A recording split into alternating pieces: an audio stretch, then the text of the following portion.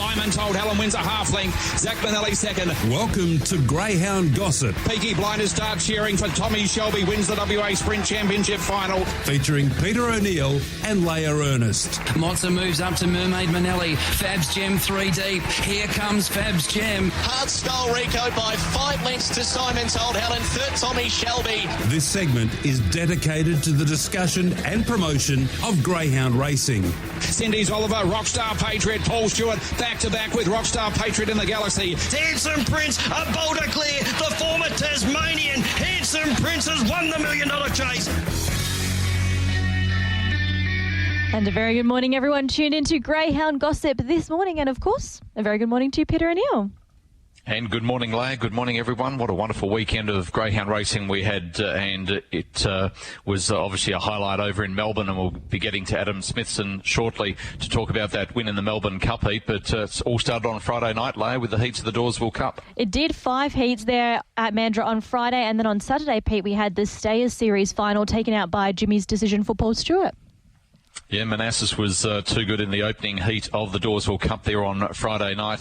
Then we saw the second heat going the way of Sunnyside Boy, and Blockchain was very impressive from box number 2 in the third heat. We also saw Mick Flash successful, and the final heat went the way of Flamboyant Lad. The box draw for the final, Forge Manelli's drawn 1, Winnie Woo Woo 2, Mick Flash in 3, Sunnyside Boy 4, Manassas 5, Blockchain in 6, Flamboyant Lad and Gracie Lou. On Tab Touch, they've got to mark it up nice and early. Blockchain's currently the $2.70 favourite. Interesting, he's had 3 starts from box 6 layer. He's never won or been placed in any of those 3 starts. He's the $2.70 favourite ahead of Mick Flash at $3.50, who's drawn well in box number 3. And speaking of markets, Pete, the Group 1 Melbourne Cup final field is out with the box draw, and our WA star Vicegrip is one of the top runners under double figure odds at $6.50. He certainly is. We'll go through the full market in a moment, but let's go back to Saturday night and relive that wonderful moment in the second last heat, the second last chance to qualify for the Group 1, the greatest race on earth, the Melbourne Cup. Favourite missed the start. Dynamic Prince missed the start. Nitro Bale flew out. Trying to get across there was Divine Empress. On the outside, Vicegrip. Getting checked there was Madigan with Mapunga Warrior at the back. The leader was Nitro Bale. After it now was Vicegrip second. On the inside was Vermont Bale. On its outer was Dynamic Prince. Clear then of Divine Empress. Deeper was Mally Magic. Leader was Divine Empress. Leader around the turn was Nitro Bale. Vicegrip is running on strongly. Vicegrip on the outside is in. Vicegrip wins. Beats Nitro Bale. Third home will be Mally Magic. How good was that? It puts the hairs on the back of your neck standing up again, and Adam Smithson's been good enough to join us this morning. Adam, congratulations. What a night it must have been for you and the connections there on Saturday night in Melbourne. Yeah, good morning. Thanks, guys. Yeah, it's a massive thrill, and yeah, for the pretty miserable night with the weather, but just blown away for what the dog's been able to do to slip into the final. At what point in time down the back straight, because he sat nice and close, didn't he? What point in time did you think that you had the leader? I thought turning for home he was only a couple off it, and then he sort of ran into the back of it and had to scoot wide to get around him. I don't know if he lost too much momentum or not, or you sort of held your breath to wait and see if he could get there or not. Can you talk us through the night? Because we did see earlier on, I think it was after maybe the Stayers went around in the heats of the Bold Choice. We might have had 1 or 2 of the heats of the Melbourne Cup. I can't take my mind back that far. You might be able to help me. But we had some, lightning strikes and heavy rain that caused the meeting to be delayed. And did that put extra stress on yourself?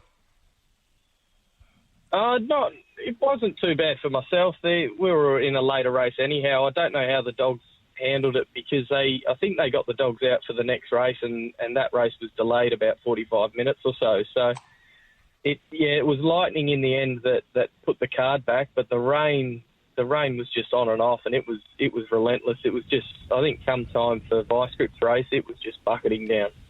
Well, it's good that he managed to get around nice and safe, Adam, and you've come up with box 3 in the final. What do you think his chances are from here? Yeah, during the box draw, I think I was the third one to go up and pick a cup to see what number we drew, and I really just didn't want to draw the red, to be honest. He likes to have a bit of room, and he probably steps right out of the lids he comes out of the 1. But box 3, 4 or 5 would be ideal for him, and he's come up with box 3, so hopefully he can begin well enough to put himself into the race. Well, fingers crossed and good luck with the Vicegrip in the final. Now, Zabel also ran around in the Bold Trees heats. How did he pull up after his run? Yeah, he's pulled up fine. He actually settled in a great spot, I thought, for him, and just got caught in the mixer there, and sort of they took the back end out of him, and he sort of fell on his bum. But he got up and he finished the race off well. He just about caught the pack behind the leader. So no, he's pulled up well, and hopefully we'll get a run for him on Saturday night.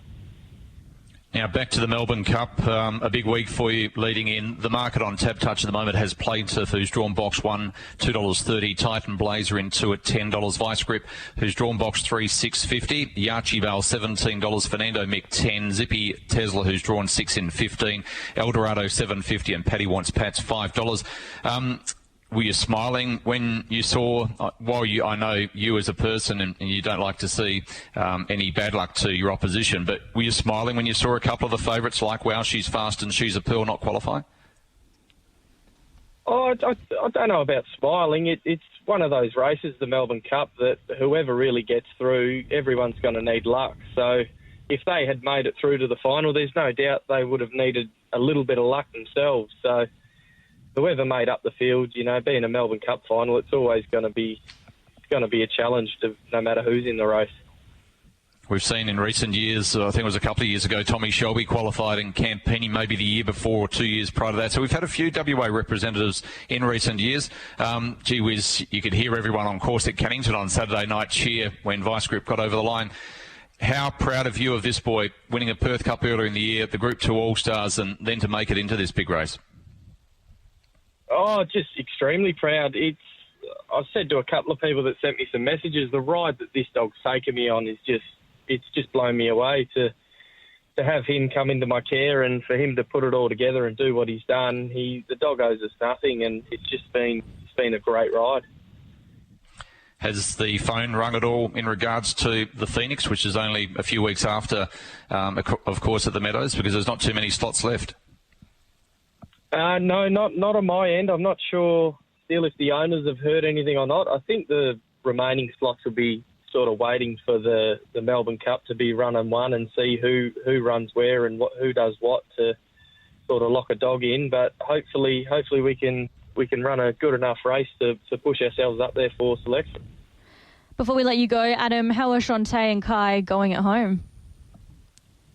Oh, I think it was a bit of a sigh of relief for Shantae at home when he did make the final. It sort of makes the trip definitely worth it, and we've come over and had a crack. I think she was getting a bit over it at one point there, but I think him making the final spurred her on. But it's a lot of work to do. But Dad's out there giving her a hand, and Jay Jacobson's giving us a hand. So yeah, it's a lot of work for Shantae, but she's holding up well, and I think she'll be glad when I do get home.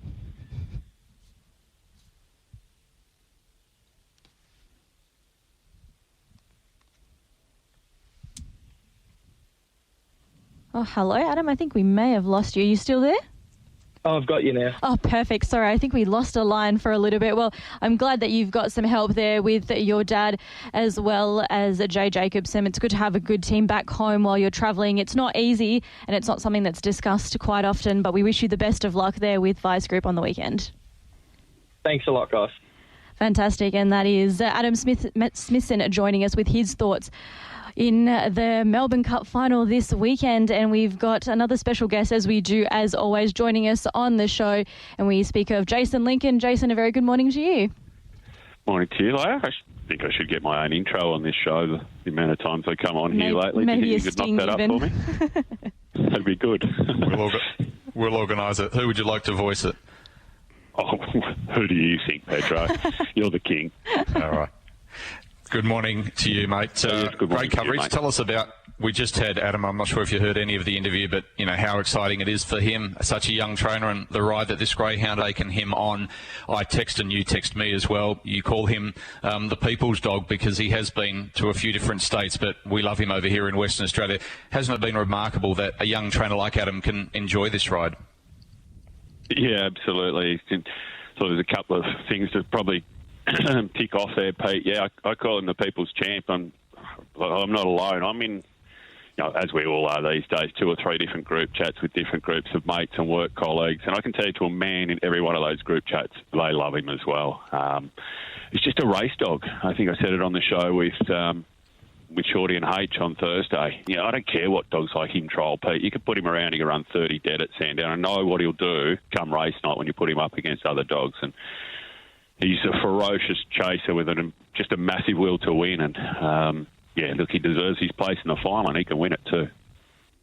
I mentioned to Adam that a few of the fancies, and one of yours, of course, She's a Pearl. Wow, she's fast, both not making it through. So now on Tab Touch, Plaintiffs at $2.30, Paddy Wants Pats at $5, and Vicegrip, the WA champ, currently on the third line at $6.50. Do you think that market's right, and how do you see him, Vicegrip, being placed in this final? Yeah, I think it's right in terms of market order. You'd have no option if you're a price assessor to make it plaintiff ahead of Paddy Wants Pats, given the draw and given their performances on Saturday night, Pete. The little slowdown there will be always, I've taken $16 both of those pre-post, so they're probably both cactus. What price did you say Vicegrip was? He's currently $6.50 with Tab Touch. Yeah, I think you probably get a little bit better, maybe close to race time, Pete. The other dog I'd be very, very interested in, I'm an unabashed fan of, and I know his fan club's growing by the week, is Yarchie Bale. If you wanted to attack one on an each-way basis that will run you a super, super race, he's the dog. He's a great each-way price at the moment. He's pretty nicely drawn down near the inside. He'll follow the speed. He's actually come away from the boxes really well his past couple of starts, Pete, and his run-home time would be as good as anything in the race. So, if you wanted to shop away from the favourites, I could absolutely give you a good push for him. Well, he's currently at $17, so there's a good push. Yeah, just getting back to what you said about Vicegrip, how does he win it? I guess he's really got to nail the jump. If he could posse up just the back of Plaintiff, for argument's sake, I'd be pretty confident he'd run him down, Pete. Don't know whether he could run Paddy Wants Pats down if Paddy was able to skate straight to the top, but for all the reasons I put forward before, if he's running second Vicegrip, coming off the back, then he's going to keep giving all the way to the line, and he'll certainly run the leader close. But, the race can work out for him on the map, no question. Well, we'll be keeping our fingers crossed here and be cheering hard for him, of course, in WA, Jason. Now, let's take a look at the Group 1 Bold Trees final. With Tab Touch, 1 Stagger Out Lee at $8, 2 Untapped $4, 3 Quarter and 4 Lakeview Patsy, both $17, 5 Corbin Magic at $3.50, 6 Golden Quest, 21, 7 Amani Bell at $15, and then the favourite 8 Moraine Susie out wide at $3. What are your thoughts here? I'd be against the favourite, pardon me, just on the basis of where she's drawn later, and the fact that she's $3, so there's not a lot of juice in her price anyway. But yeah, from a less than ideal draw, I'd want to take her on. At first glance, I think Corbin Magic's just about the best stayer in the country at the moment, and he's proved that. Certainly with 2 outstanding wins last week, the heat of this race, and of course on the Thursday night he won the $25,000 middle distance race at Dapto, which was a stellar field. He's got a tricky draw and there's pace outside him. So, again, there's negatives with him. Just looking at the prices, again, I can give you a good push for one at an each-way quote here. Amani Bale ran really well in the heat. Draws relatively insignificant to her. There's pace on her inside with Golden Quest and NK. So I think those dogs around her will get out of her way quick enough. She's very strong. And, again, if you want to play something each way, I'll give you a good push for her. All right, well, she's currently $15 on Tab Touch. The weather conditions there on Saturday night, they weren't the best, obviously, and the meeting was delayed due to lightning. Do you think that played into the hands or the part of some of the favourites not qualifying? Because besides the 2 that I mentioned, also the $1 Million Chase winner didn't get through also. No, not really, Pete. I think, the 3 dogs that you mentioned, McInerney, and look, this is not stuff that we're saying after the event. You can go back and check anything that I said before these races about these races, but he was horribly drawn, McInerney in the middle. I think I said on the show last week with the boys, I didn't really like where Pearl was drawn with the 2 speed dogs, Kasaya and Plaintiff drawn underneath her, and that's exactly what happened. She was 3 wide first turn after not nailing the jump, and Wow She's Fast was horribly drawn off the track when she's not nailing the jump, Pete, and Paddy Wants Pats was always likely to lead that race, so Yeah, okay, those 3 dogs you mentioned missed out, but it wasn't entirely a shock, I wouldn't have thought. I read over the weekend that Paddy Waddens Pats has now got a slot through the Keeping Zipping Syndicate for the Phoenix. How many slots would be left? And Tap Touch doesn't even have Vicegrip up in their market for the Phoenix, which I find remarkable. There are markets up with Vicegrip, and I'm still pushing for him. You know, he might not be available. Well, he still will be available. It's a silly question if he does win the Melbourne Cup, but I'm surprised that he hasn't been taken already, considering he put in a really good effort at the Meadows last year. Well, again, we're going over old ground, aren't we, Pete? We love him. As I said, he's a race dog. I would have thought from just about any box in any field he's going to be competitive. And look, there's a few of the dogs that they're mooting that haven't been selected yet. Dogs like Zippy Tesla, Eldorado, Fernando Mick. Well, look, the case with Zippy Tesla is he's always going to be slow out. Unless he draws near the inside, he's no hope in his races in any case. So Vicegrip's a better option than him, I would have thought, every day of the week. Fernando Mick, okay, he won his Cup heat nicely there from the red, but look, Vicegrip was worse drawn and his win was no less than his, so I wouldn't have him ahead of Vicegrip. Look, Eldorado, you could debate. He's got a great record at the Meadows, Eldorado. He's run 29.70 there a few times, and you know what Victorians are like, Pete, they like to stick with their own. So, look, if that's the path that... And I think there's only one slot holder left to pick, and that's the people of Peter Sadler, or the Sunshine Removalists, as I call them, because Queensland are obviously going to run runoffs, and... Look, I know there's some really nice pups in Queensland at the moment, but they're going to need one of their absolute guns like DeFerrin or Harris Sky to get through, or they'll just be making up the numbers. Can you give Pete a call, put in a word for Vicegrip? Well, I think, I think Pete's getting some good advice from what I've read anyway. Pedro, I don't know who is advising him, but he's been on the tail of the right dog, so I don't think he needs my help. He's getting the right advice.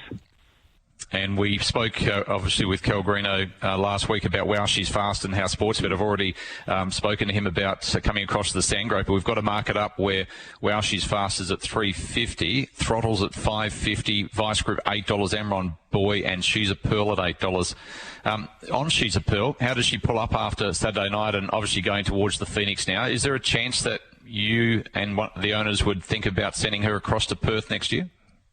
I would say it would be highly unlikely, Pete. Pardon me. Look, it'll all be debated after the Phoenix, obviously, but I'd be surprised if she was still racing by then. If and I don't know. It's not my decision to make anyway. I'm not the managing owner of her, although Joe would possibly ask my advice if he could be bothered, but.